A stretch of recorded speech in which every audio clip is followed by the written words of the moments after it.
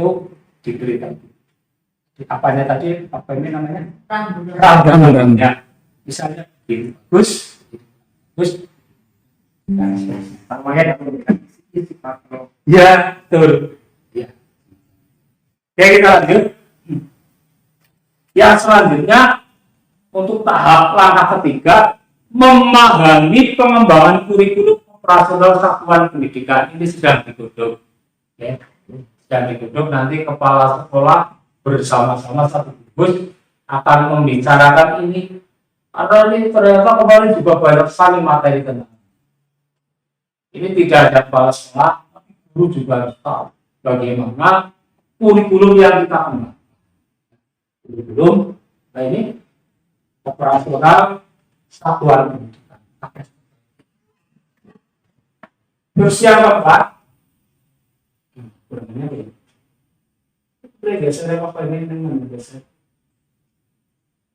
Nah, tandanya itu membesarkan.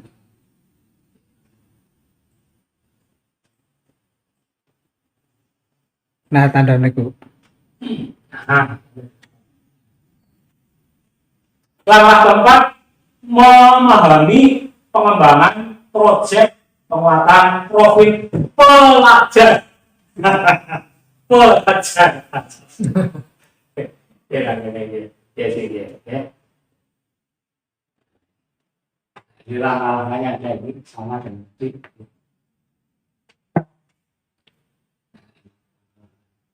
Kedekankan ya. Nomor 10 oke. Ini tadi yang sudah kita bahas, akan pembelajaran per fase ya. Fase A, fase B, fase C. Terus dilanjutkan dengan merumuskan tujuan pembelajaran. Di prakteknya kita melihat di RPP atau di mata merumuskan tujuan pembelajaran. Dilanjutkan lagi menyusun alur tujuan pembelajaran dan tujuan alur dari tujuan alur pembelajaran. Menyusun alur tujuan pembelajaran dari tujuan alur pembelajaran. Nah, terus yang terakhir merancang. Kita lanjut ke nomor 14.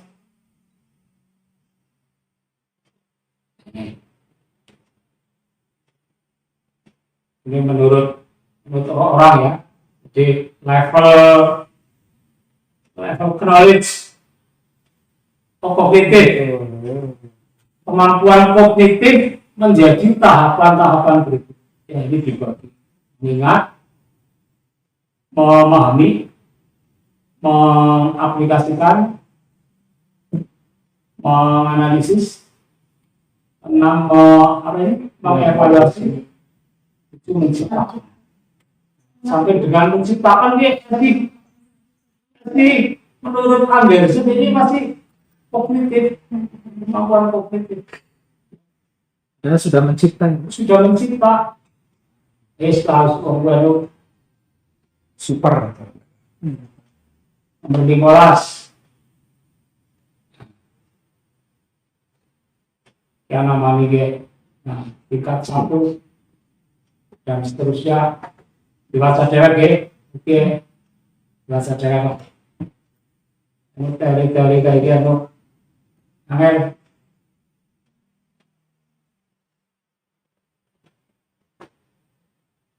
Nah, ini fase awal, ini apa ini?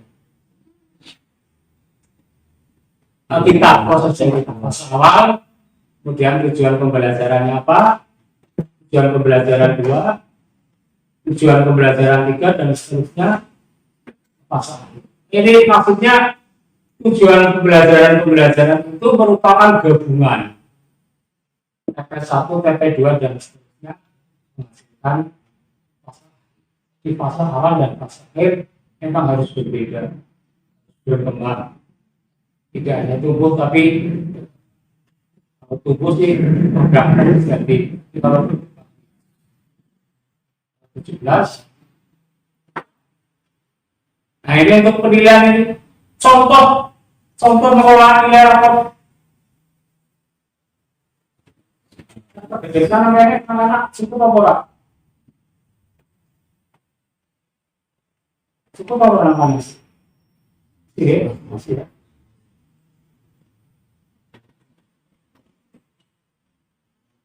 Masih bisa. Masih. Nah, cukup.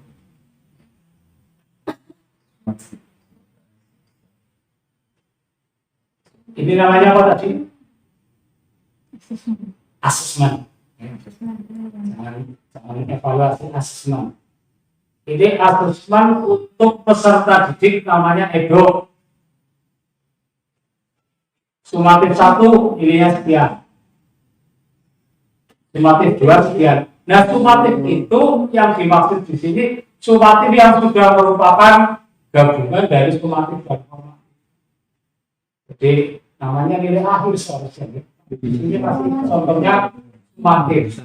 Padahal pengertiannya nilai akhir 1 ini merupakan akumulasi dari prosentase asesmen formatif dan sumatif. Kemudian setelah misalnya cara gemen tribulan itu sih ulangan 1, ulangan 2 apa sebenarnya?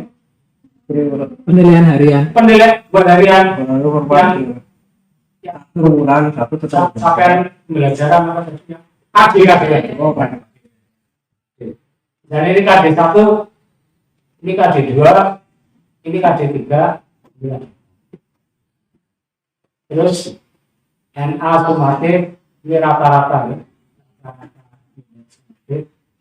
Ini. Nanti dengan di Excel juga membuat itu nilainya yang saya tunggu sampai sini. Kemudian sumatif akhir semester, bahasanya sumatif akhir semester. Maksudnya ini mungkin ya akhir semester ya. Asesmen akhir semester di sini. Kan ada 2, ada yang bentuknya non-tes, yang non-tes tidak masuk di sini, yang tes masuk. Ini lihat tes sumatif, ini rata-rata nilai akhir per capaian pembelajaran. Oh ini di sini masih menggunakan sumatif 1, sumatif 2. Jadinya buka.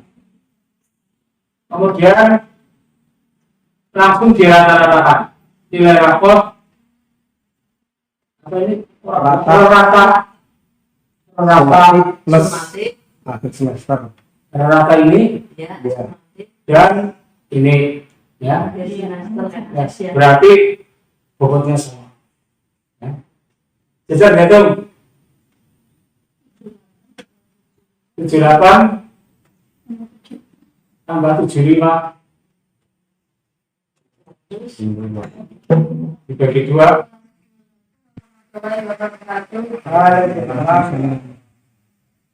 Bapak Ibu guru hebat, terima kasih atas kesempatannya.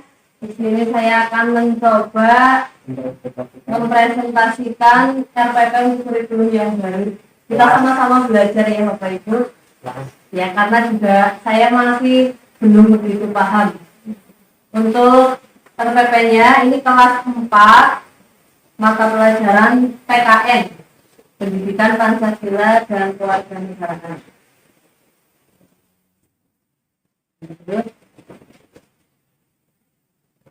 SD kelas 4 elemen huruf SK 2, sekarang elemen Bhinneka Tunggal Ika, profil pelajar Pancasila, bernalar kritis mandiri. Alur pembelajaran fase B, alokasi waktunya kalau yang menurut di sini 8 JP, tapi sepertinya cocoknya 4 JP, 4 JP untuk 2 pertemuan. Tujuan pembelajaran peserta didik mengikuti. Benar. Ya. Itu menjadi 8 JP karena dengan asumsi begini, kalau apa berapa pertemuan itu tadi? 2 pembelajaran. Kalau JP itu aslinya dua kali pembelajaran. 2 tatap muka. Oke. Nah tapi di sana dengan tatap muka 4 jam pelajaran. Oke. Nah, maksudnya kita tidak mungkin untuk satu kali pelajaran itu 4 jam. 4 jam. Sehingga nanti jadwalnya kita potong jadi 2 hari apa dan hari apa. Sehingga di sana nanti walaupun 8 jam pelajaran, tatap mukanya menjadi 4 kali. Ya, bukan 2 kali. Oke, terima kasih. Ya. Lanjut, tujuan pembelajaran, peserta didik mengidentifikasi dan menguraikan perbedaan karakteristik fisik dan non-fisik, sosial budaya dan adat istiadat masyarakat Indonesia, serta menunjukkan dukungan terhadap kebinekaan. Indikator pencapaian tujuan pembelajaran. 1. Peserta didik dapat menjelaskan karakteristik fisik dan non-fisik masyarakat Indonesia sesuai latar belakang sosial, budaya, dan adat istiadat. Yang kedua, peserta didik dapat menyajikan informasi keragaman karakteristik fisik dan non-fisik masyarakat Indonesia sesuai latar belakang sosial, budaya, adat istiadat. 3. Peserta didik menghargai keragaman karakteristik dan non-fisik masyarakat Indonesia sesuai latar belakang sosial, budaya, dan adat istiadat. Yang keempat, peserta didik menunjukkan kebanggaan terhadap keragaman karakteristik fisik dan non-fisik masyarakat Indonesia sesuai latar belakang sosial, budaya. Ya, sebentar, tak dulu. Naik lagi. Nah, dari 4 tujuan indikator pencapaian tujuan pembelajaran, adakah yang Bapak Ibu mau betulkan atau semuanya sudah bagus?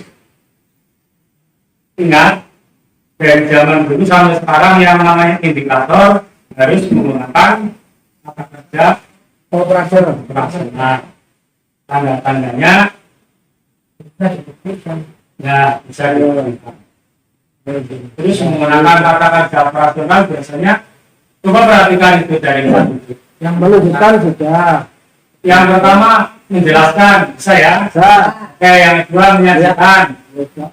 Oke, yang ketiga menghargai. Ada apa tidak? Kata yang maknanya sama tapi bentuknya menjadi berbeda. Misalnya, ada apa tidak? Menghargai kan tidak bisa diukur. Mencontohkan apa? Dicontohkan karakteristik non-fisik masyarakat Peserta didik menghargai keragaman. menunjukkan Pak barangkali itu dan contoh itu menunjukkan karakteristik. Nah itu kan menunjukkan karakteristik, misalnya karakteristiknya bagaimana dari karakteristik tersebut non-fisik masyarakat Indonesia. Jadi maksudnya kalau menghargainya jadi bilang, harganya jadi bilang. Peserta didik Misalnya mencontohkan penghargaan, menjelaskan penghargaan. Jalan untuk peserta didik menghargai, berarti peserta didik menjelaskan penghargaan. itu dia tidak objektif itu. Menunjukkan sikap. Kalau menunjukkan Menunjukkan sikap penghargaan. Menunjukkan sikap Menghargai. menghargai. Itu adalah ya menghargainya bisa kan Ya, menghargai kan sudah. subjektif itu. sudah bukan ini. Sebagai Ya, kata kerja kalau kata saya operasional. lebih baik menunjukkan sikap penghargaan. Menunjukkan ya. Jadi, peserta didik dapat menunjukkan sikap penghargaan. Bagaimana? Coba yang lainnya bumi. Coba ini apa ini bahasanya kalimat yang lain. yang pada kata-kata Dan sementara itu diganti ya, yang menghargai itu di Menunjukkan tersebut itu. peserta didik dapat dapat dia dapat menunjukkan sikap sikap menghargai. lebih bisa diukur nih. Iya, menunjukkan. Nanti kalau dibagi dia ditambahkan menunjukkannya. Coba kalau menghargai apa ini? Indikator Ya. berhasil sikapnya. Itu ya. Ya, lanjut. Target peserta didik. Ini kata-kata baru apa ya? Target peserta didik. Peserta Ya, didik. semua ya. Sekarang. Oke. Peserta didik reguler. Artinya bukan anak yang berkebutuhan Ya. khusus. Dan kita Tidak ada. tidak ada yang berkebutuhan khusus. Ya. Jumlah peserta didik untuk tahun ini kelas 6-nya 36. Kelas 6. Kelas 4. Ya. Kelas 4 36. Ketersediaan materi untuk peserta didik reguler, materi pengayaan untuk peserta didik yang kemampuannya di atas rata-rata, dan materi remedial untuk peserta didik yang kemampuannya lemah. Model pembelajaran Sebentar dulu. Ya. Ketersediaan materi. Ini kan kita hanya memberikan ini. Nah, materinya nanti ada di dalam lampiran. Ada di lampiran apa tidak? Jadi kalau di sini hanya poin-poinnya diberikan, tapi materinya sendiri itu nanti ada di dalam lampiran. Jadi untuk modul ajar yang sekarang RWP itu ini ya simpel, tapi lampirannya Kalau di kurikulum merdeka ini ada KKN apa enggak? Pembatasan ini. Seharusnya ada, kalau ada itu di bawah KKN. yang mana? Materi remedial untuk peserta didik yang kurang kemampuannya kurang. Kita biarkan saja dulu. Oh, Karena begini, di dalam kurikulum merdeka ini, nanti angkanya kita juga tidak menuliskan angka mutlak. Jadi bisa secara kualitatif, bisa secara kuantitatif. Ya. Dan kuantitatif itu nanti rentang. Misalnya tetap ada KKM-nya. Misalnya KKM 55 dianggap standar yang ulang ini. Berarti kita nanti nilainya 55 ke atas sampai 100. 55 sampai 100 ada berapa? Gitu. Berapa 45 ya? Ya. Nah, 45 berarti nanti 55 sampai 60 termasuk cukup.